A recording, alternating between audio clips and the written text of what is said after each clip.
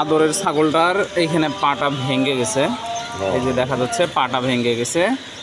আমরা এখন এই পাটা সুন্দর করে একটা ব্যান্ডেজ করে দেব, মানে ইয়া লাগাই দেবো আর কি।